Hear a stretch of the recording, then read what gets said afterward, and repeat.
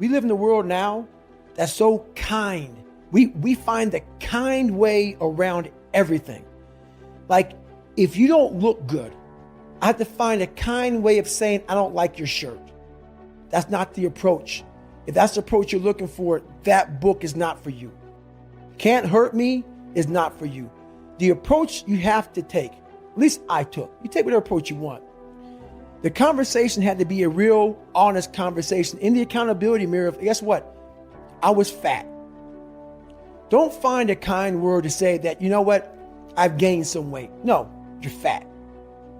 When I couldn't read, not like, hey, you have a learning disability. No, I cannot read. I have a 4th grade reading level. I'm struggling.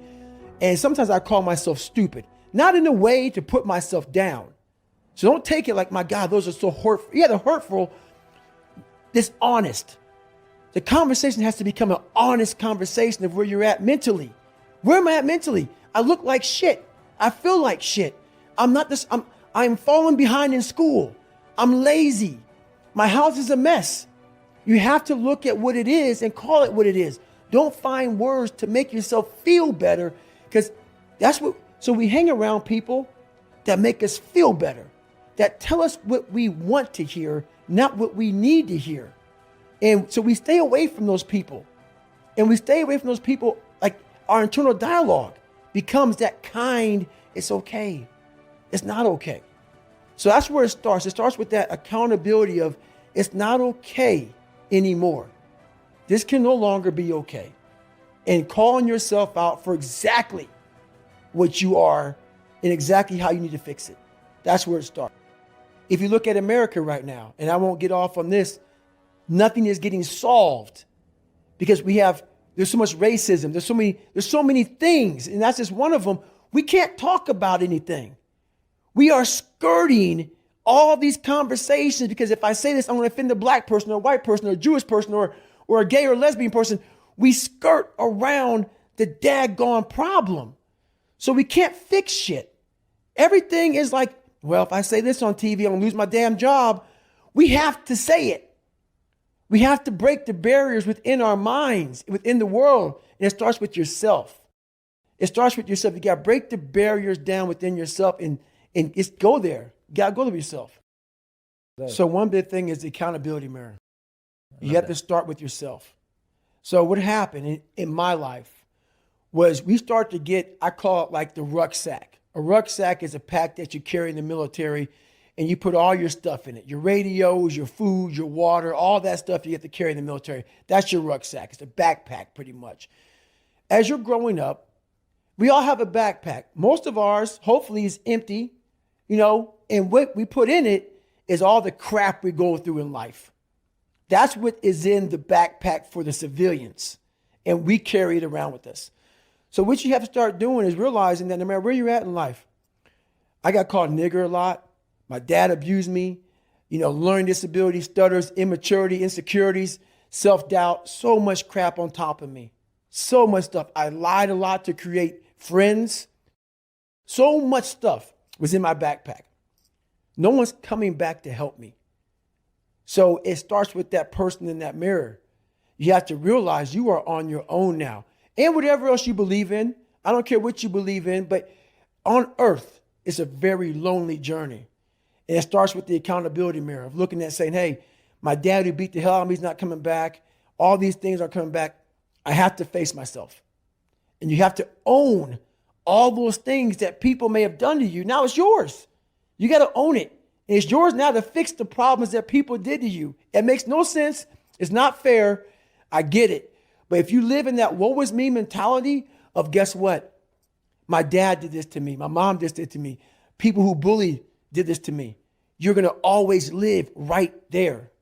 You have to figure out ways to move forward because you're not coming back.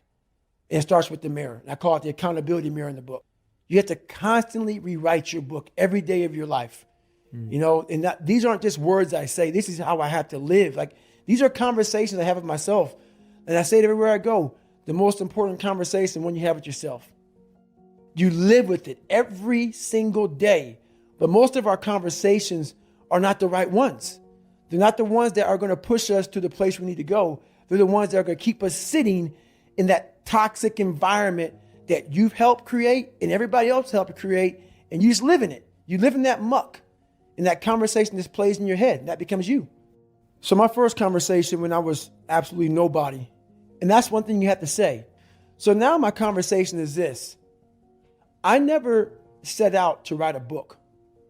When I was in the dungeon and no one was coming back to help me, I just wanted that reflection in that accountability mirror that I hated so badly to be something that gave me pride, to be something that made me feel. It's not about money. It's not about success. It's not about people. Oh my God, that's David Goggins. Sign my book. No. When I started this journey out years ago, it's about, I just want to learn to read. So now I'm at a place now where I see the possibilities of human potential. What are we capable of is the conversation now.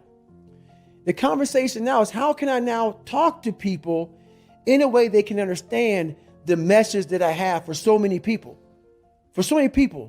So that's the new conversation now is that you are constantly evolving. You never stay, either you're getting better or you're getting worse. You're not staying the same. So for me, I have to constantly be getting better. I have to constantly be evolving my message. So I'm constantly thinking in the quietness of my mind. That's a key point too. The world is so fast paced. The world is so noisy. So my conversation now a lot of times is, my God, slow down. Mm-hmm. The world can take you here, be there, be everywhere. And I lose myself sometimes. So I catch myself in the airport. I catch myself in the plane where I'm writing stuff down. Okay, remember this, remember that. And I go, hey, hang on a second, Goggins. What got you here? This isn't what got you here. Slow the fuck down. Go back to the quiet place of that dirty mirror in that $7 a month place you used to live in. That's where you grew. So that's what I'm constantly reminding myself of. Go back to your roots. Now, I'm not saying go back to hell, but I'm saying don't forget where you come from as you start to explode out of the gate when you become someone. My conversation is, do not forget your roots. Do not forget your roots. Don't let this become so big that you lose yourself amongst the noise. Go back to the quietness of what made you successful. That's the conversation now. It's a constant reminder of that.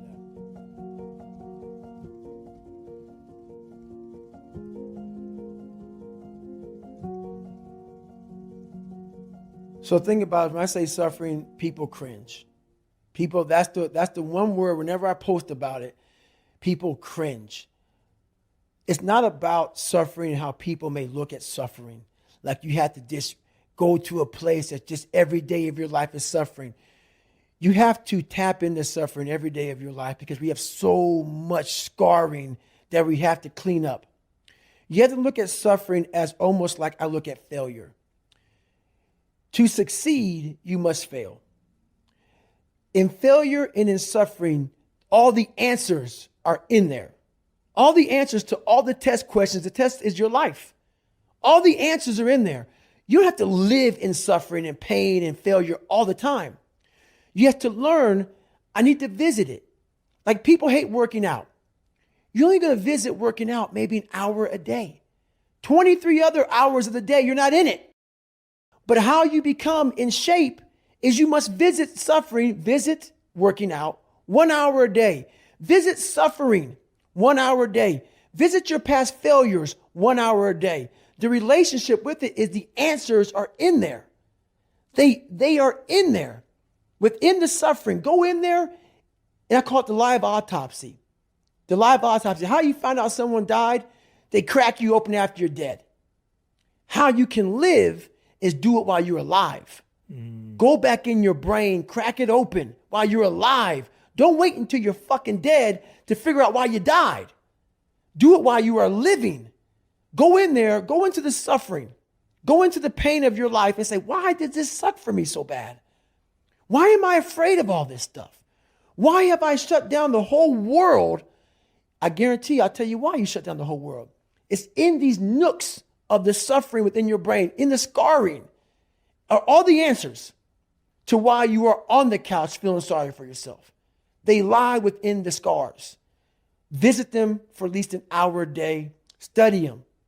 and then you'll find out more about yourself. You will then grow. So don't look at it as every day I suffer. Go into it an hour a day. Learn from yourself, learn from life, learn from your failures, learn from your insecurities, learn from your self-doubt. Don't just say, I'm afraid to jump off an airplane. What makes you afraid of it? Study it. That's why I studied my mind. Why I became so powerful in the mind is because I realized I was weak. So instead of running away from the mind, I dove into it and said, what is making me weak? Oh, this makes sense. I came from hell. I came from a place that beat me down to nothing, which is why I'm afraid. All this makes sense. So systematically, one by one, I went back and met every single person in my mind, every situation. I went one-on-one with them again in my mind and said, okay, let's now revisit this. And that's how you do it. That's how it works. Your mind chooses the path of least resistance. Your mind has the ultimate tactical advantage over you. It knows what scars you. It knows your fears. It knows your insecurities, and it protects you. Which is why I talk about the 40% rule in my book. The 40% rule is all about the brain has the tactical advantage over you. It knows, and it keeps you away from all that. That's why it says don't jump out of an airplane. Don't go in the ocean where there's sharks. It's a protective mechanism. Don't go back to the place where your dad beat the shit out of you in your mind. Don't go back. The brain protects you, but protects you so much, it doesn't allow growth. So the brain is an amazing thing, but the brain controls you. You must control it. You must take power over your own mind, or your mind will guide you into all the soft places that your brain wants to live in. Your brain has enough information. It doesn't want to go through that process of mind hardening. It doesn't want to do that.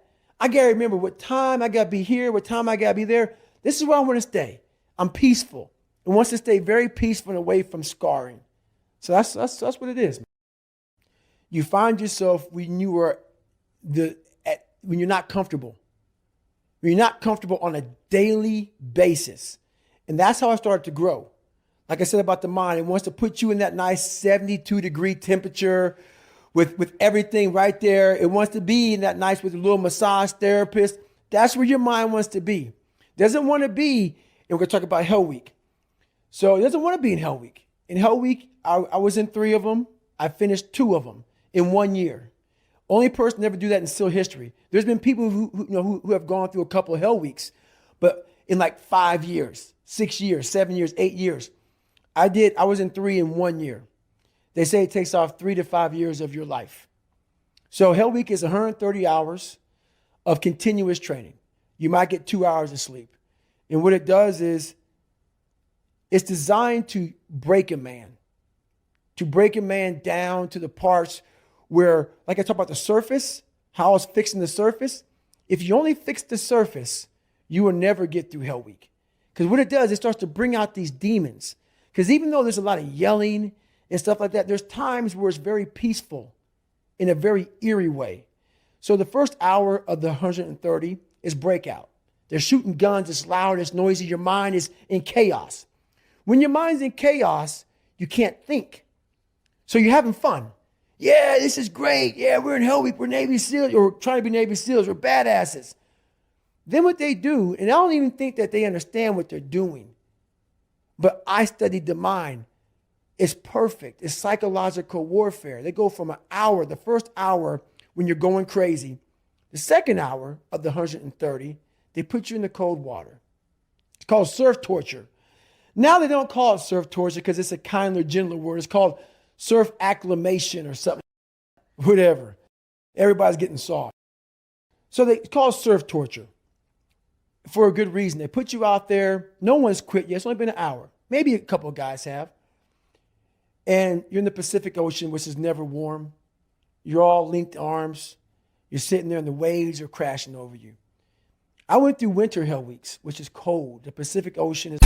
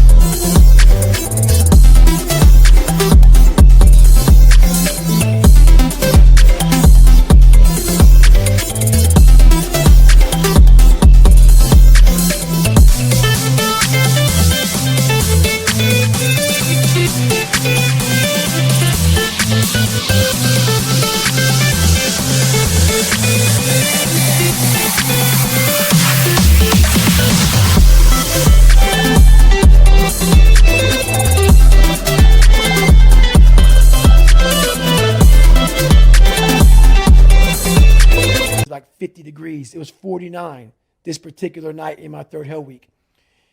And what it does is it makes your mind flip out. We've been doing this now for 3 weeks, being in this water. But for some reason now, the water is colder than it's ever been. It's not. Our minds are fragile. We can process a day. It's hard to process 130 hours. There's no end. There's no end. So the mind starts to ramp up. So you're sitting there, it's quiet, no one's yelling at you, you hear the ocean, and you're freezing. And your mind goes spastic, starts to think, I have another 129 hours. You're not going home. You're getting yelled at. You could be frozen. So you panic, you freak out, and you want to quit.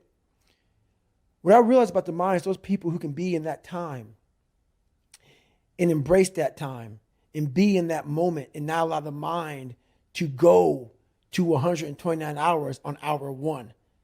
It's the control that we don't have in our minds. It's the control that you had to have for 3 months when you're miserable, when you're suffering, when you're laying on the floor, when you're doing all the disciplines it takes to be a monk.